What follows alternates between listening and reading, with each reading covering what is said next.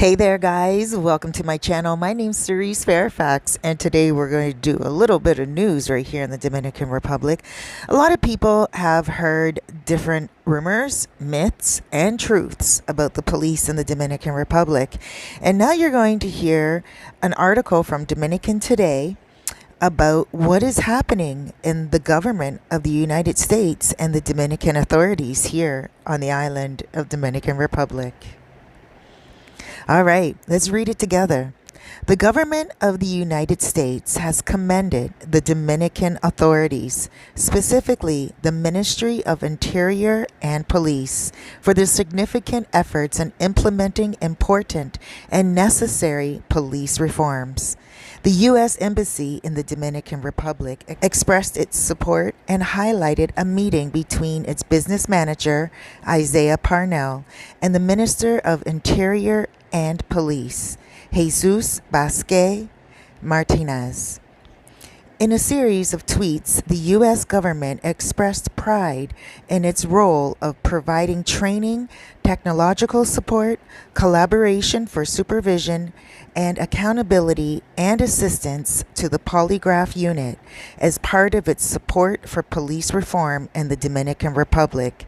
They used the hashtag Seguridad para Todos, security for all, to emphasize their commitment to enhancing citizen safety. During the private meeting between Parnell and Minister Vasquez Martinez, the latter provided detailed information about the progress of police reform.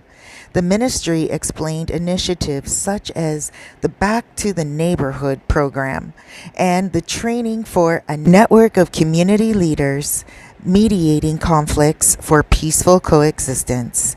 These programs aim to prevent and reduce crime, improve citizen security, and combat community violence. The U.S. delegation accompanying Parnell included the Deputy Chief of Narcotics, Paul Butke, the head of the political section, Tia Bryant, and Rebecca Latoraca, the country director of the United States Agency for International Development, USAID. Minister Vasquez Martinez was accompanied by Victor Benavides, the director of the ministerial cabinet.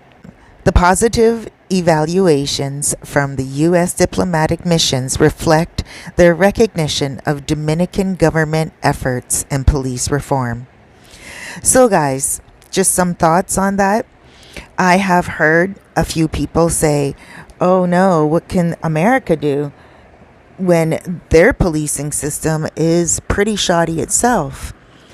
Well, there are a lot of differences. Here I do see a lot of young Dominicans that are police officers, and I see them, they use pistols, and they rarely use them here in Sosua anyway. A bunch of them will get together, group up, and grab the suspect. And they will do their best to try to do what they can do with limited training. But I don't see the police here, anyway, on the North Coast, take out their weapons as quickly as they would in America. But they still get things done.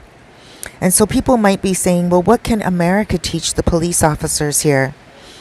I would say safety for themselves, and giving them a whole other mindset.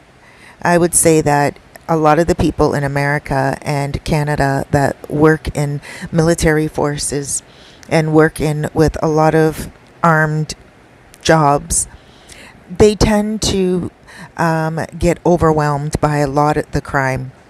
They say there's a lot of crime here in the Dominican Republic, but it can't compare with Canada and America. And in saying that, training is important, but it doesn't mean they're going to take on the same mindset as the people that train them. They're going to use it in their own way. And I think being able to be powered with some more knowledge on how they can diffuse a situation and also knowledge on how they can apprehend a suspect. It just empowers them a little bit more so they don't make that extra mistake. That's my opinion. It doesn't mean that because someone is trained with the same tactical design that they're going to use it in the same way that the country that taught them would. Now, just on another note, some other people are a little bit upset because they're like, oh, great, now the police can't be paid off. Now the police are going to be just as stringent as the ones in Canada and America because, let's admit it, there is that advantage to getting something paid off. But then at the same time, I'm pretty sure human nature will still exist, and there will be some situations where some people will be able to get some things swept under the carpet while other things won't. The more digital we become in society, the more digital things will be around the world, like a one world type of arrest. Police officers will have those cameras. As soon as they go to someone's face, they'll be able to look at their facial recognition. Just like that, they'll be able to figure out who the person is. So change is inevitable is what I'm trying to say. And I may sound like I'm all over the place right now. And it's because I think my thinking is all over the place when it comes to this. I see it as a positive for the young men to have more technical training here, how to apprehend a felon without, or a suspect without harming themselves or without harming the people around them or the felon or the suspect themselves. Of course, training is important. The mindset is important. And obviously, just advancement is important. So no matter what we all think about it, if it's good or if it's bad, we still have to look at the fact that AI training will be coming in the near future. And AI training will have a whole other load of training techniques filled with also AI recognition. And I guess that's what I have to say about today, guys. Today's update on what's going on in the Dominican Republic. I hope you guys are really enjoying yourself. Today's Monday, so the weekend just passed. I hope you had a wonderful weekend and you have a beautiful week. Thank you so much for listening to this video and for tuning in. If you enjoyed this update, please take a moment to subscribe and hit the like button. It helps the channel out doing those little things, but it also lets me know that you appreciate my content.